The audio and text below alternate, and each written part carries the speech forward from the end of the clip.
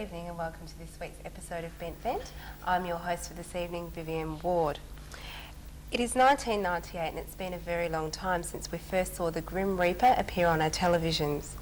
The virus was upon us. Very few of us have managed to escape unharmed, either personally or through people that we've known. But since the first outbreak of HIV, what has really changed? Has our attitude changed? Or have we just become complacent to the point where we think we now know it all about the virus and are sick of hearing about HIV? Or should we be fighting harder than we ever had before? What about those who live with HIV? Do they get the support that they are requiring? Is it no longer the flavour of the month charity? And if not, how are our survivors really surviving? And what about the medical choices that are now available to them? Where does the next millennium take us with HIV? Should it still be around in the next millennium, or are we destined for another tidal wave? Obviously we have a lot to cover, so we'll be doing this over the next 2 weeks. But we have a wonderful guest list on this evening, starting with Dr. Darren Russell, who is a general practitioner with the Carlton Clinic and the Royal Melbourne Hospital, with a specialty in HIV/AIDS. We also have joining us John Daye, who is the President of People Living with HIV/AIDS Victorian Branch. We have Jeffrey Greierson, who is from the National Centre for HIV and Social Research. And last but certainly not least, we have Jim Sotiropoulos. I've been practising saying that one, let me just tell you, who is with the Victorian AIDS Council and Gay Men's Health Centre, and he's currently Acting Manager of the Community Education Programs. Welcome to all our guests.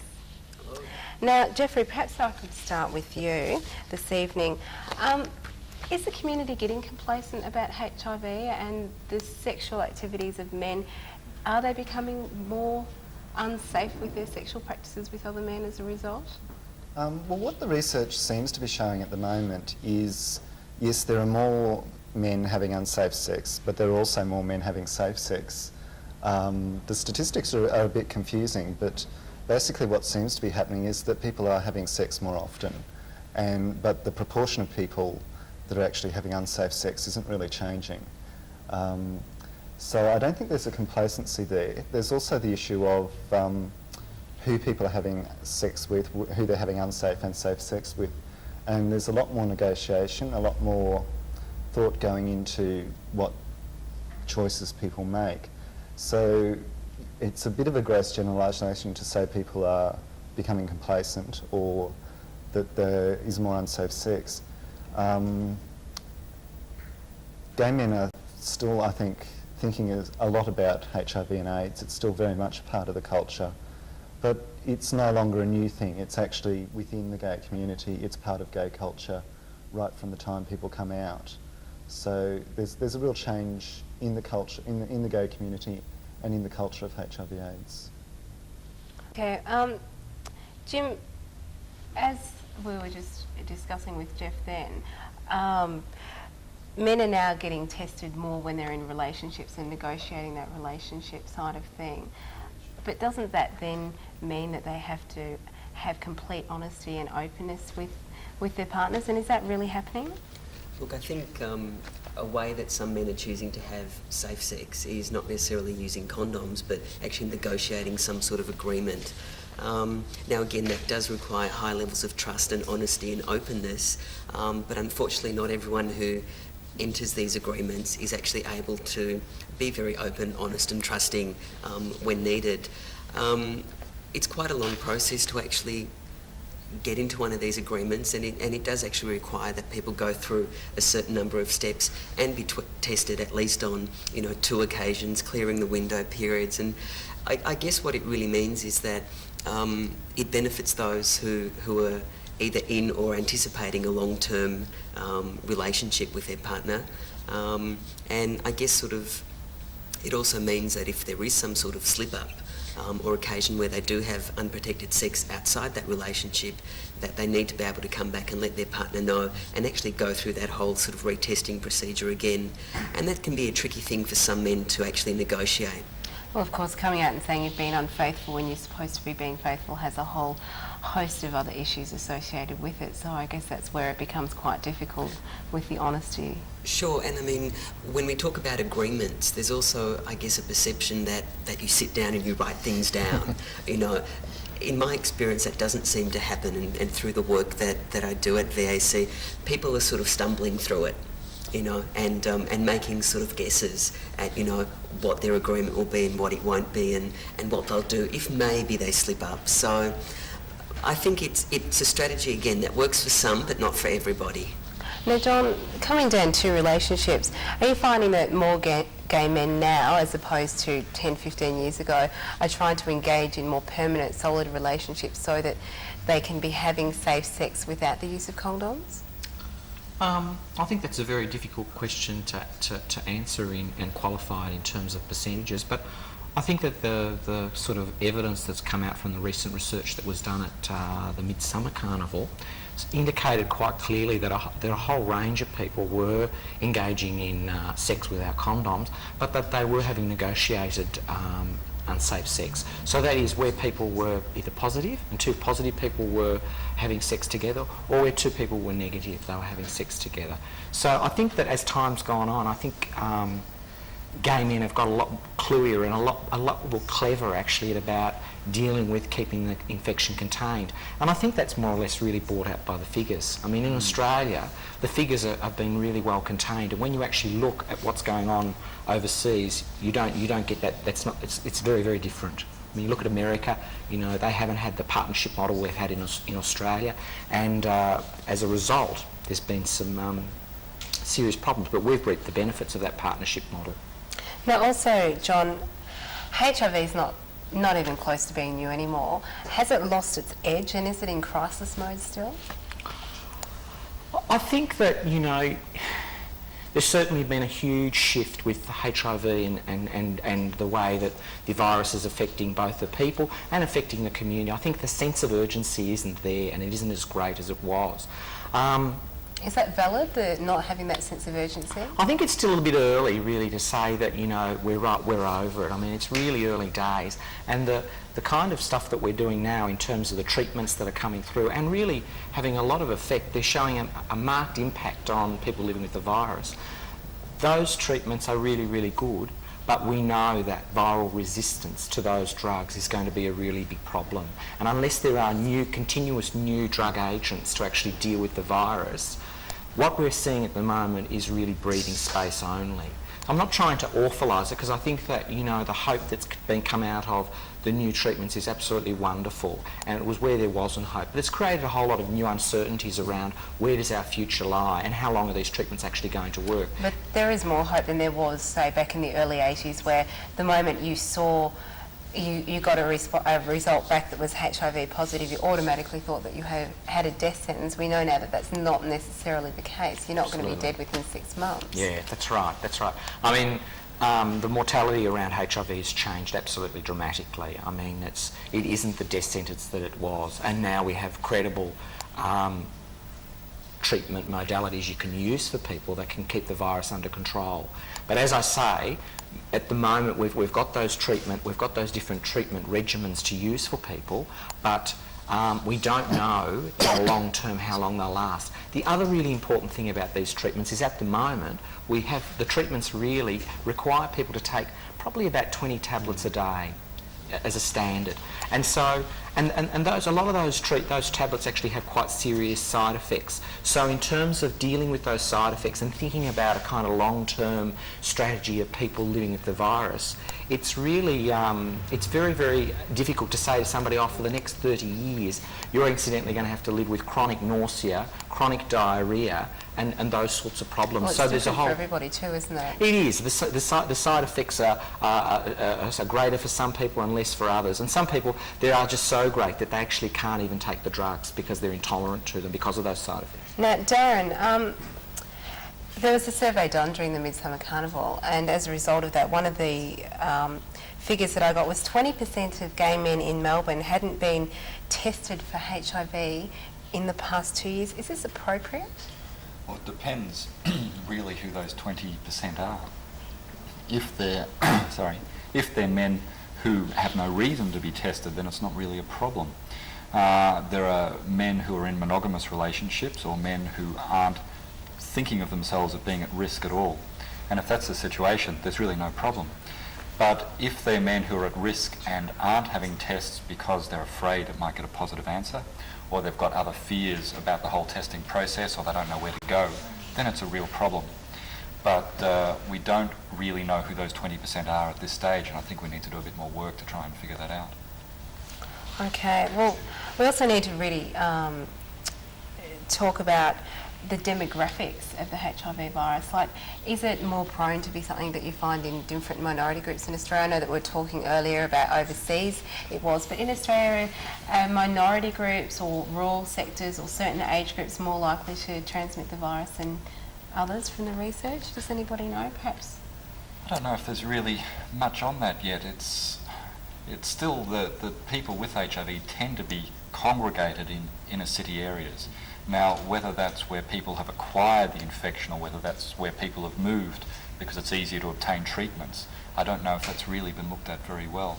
There's certainly, from my personal experience, some evidence in some minority groups that we are seeing more HIV occurring.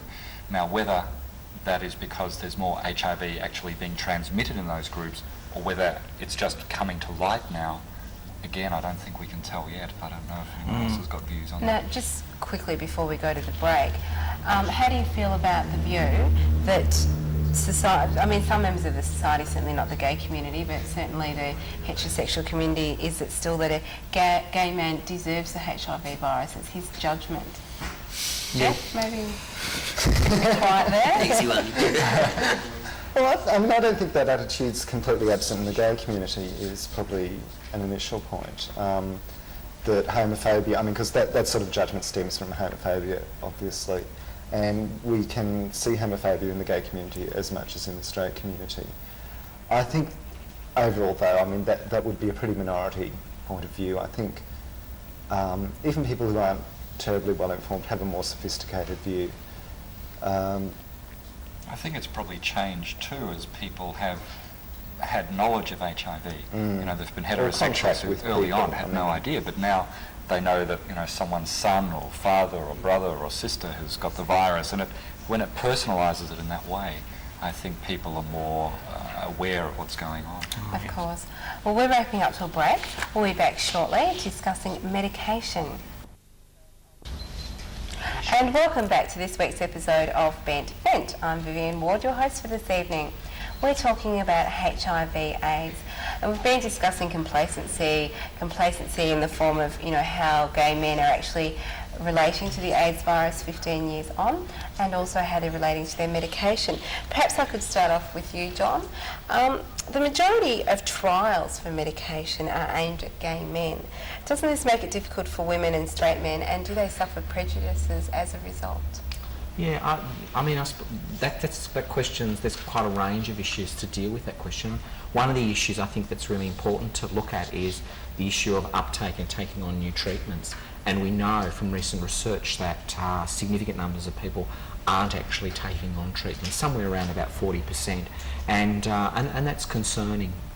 And historically, coming back to your question, women had a problem with actually accessing the earlier trials. But I mean, those kind of the protocols of getting women involved in those trials has been much more closely developed. And also there was a problem with straight men and positive women feeling comfortable at visiting clinics that were predominantly visited by gay men. Bearing in mind that, you know, about 87% of people that are actually infected in Australia are actually gay men. So, and a lot of service providers have really developed environments that try to take that into account. Now, I just might point out that you've probably noticed by now we don't have a woman on our panel this evening other than myself. The reason for this is that we're actually doing women's health in a couple of weeks, and we'll be addressing positive women issues then. But moving right along from that, perhaps if we could go to you now, Darren, being the doctor on our panel this evening, if you could give us an explanation of what the antiviral treatment actually is. Okay. All the antiviral treatments are designed to reduce the amount of HIV in a person's body, because we know that the more virus that's in the body, the more damage it does to the immune system. So these antiretroviral drugs are all aimed at reducing the amount of virus there. They stop the virus from reproducing itself, and they do this very effectively. In the old days, we only had AZT. It caused a lot of problems because at first we didn't know how to use it properly. It was taken in very high doses. Now we know that it can be taken more safely at lower doses, and we combine drugs together. We use at least 3 drugs to treat people, and we have a choice of probably 12 or 13 medications. So we choose 3 from that, and we usually make one of them either a protease inhibitor, which are a very strong new type of medication, or, bit of a mouthful, a non-nucleoside analog reverse transcriptase inhibitor. Which is another class of drugs which are similar to the protease inhibitors but have differing side effects. And we're hoping that as many people as possible who are HIV will consider going on these sort of treatments because they do make a difference. They really help a person to live a much longer life and usually to live a much better life, although there are side effects that occur. Well, that's just one of the points, isn't it? You've just explained to us some of the positives about these drugs, but what about the negatives? Well, one of the main negatives are the side effects involved. They don't affect everyone, but they do affect a significant number of people with who are on these treatments. And the side effects can range from nausea and diarrhea to just feeling a bit flat and tired. Tingling in the fingers and toes can occur with nerve damage. The pancreas, which is in the abdomen, that can get inflamed and that can be quite dangerous.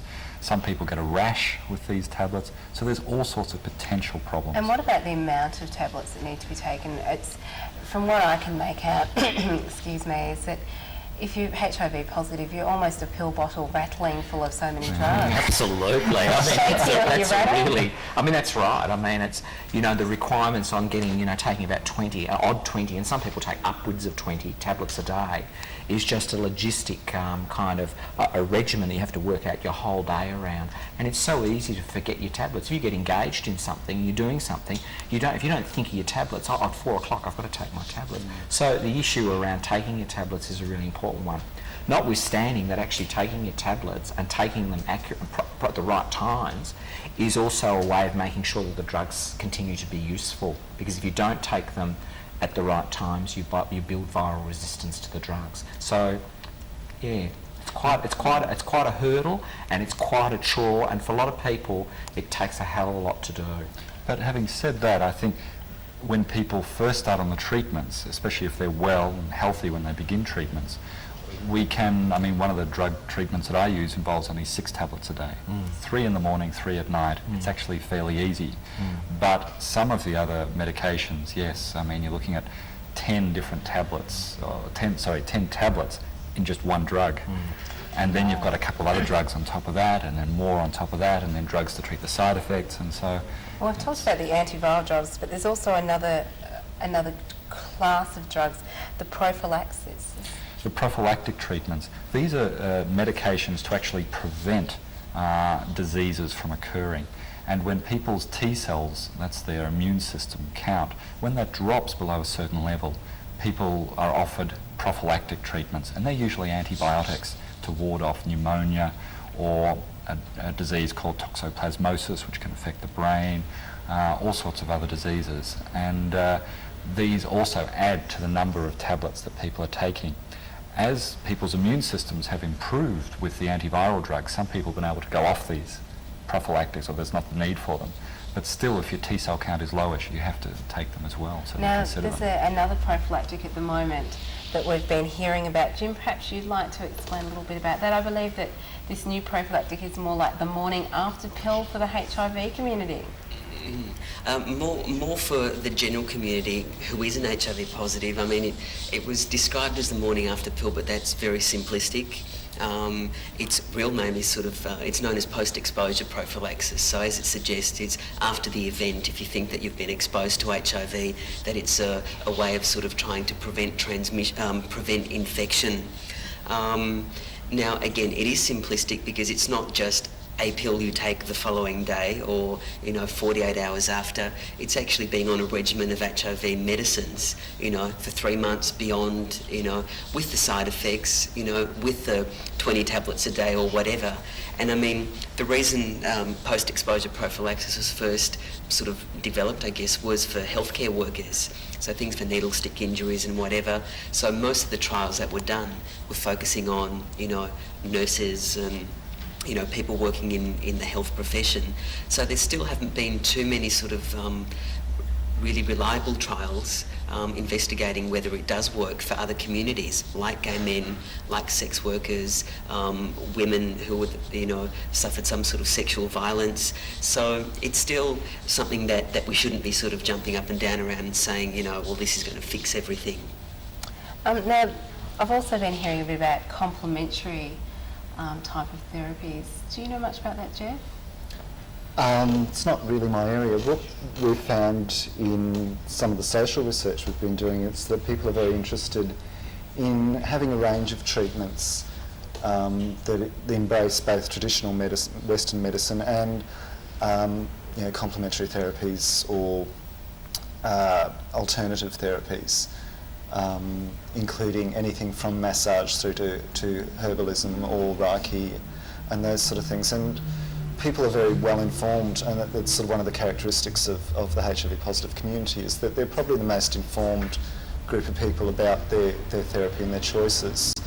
And so they're able to not only understand an incredible amount of information about quite complex drug therapy, but also have an understanding of the benefits of other sorts of therapy as well, and that's quite popular amongst the HIV positive community. Darren, do you find that many of your patients are actually using alternate therapies in conjunction with their traditional therapies? There's certainly a lot of people who do use various complementary therapies. We have an acupuncturist at our clinic, for example, and she's used quite extensively by people with HIV. Sometimes it's to actually help boost the immune system.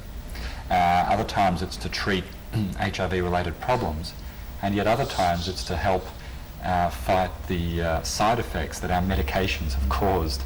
Things like tiredness, nausea, diarrhea often respond very well to some of the complementary therapies, especially, in my experience, some of the more Eastern or Chinese type therapies. I don't know if you've got any experience with that, John, at all.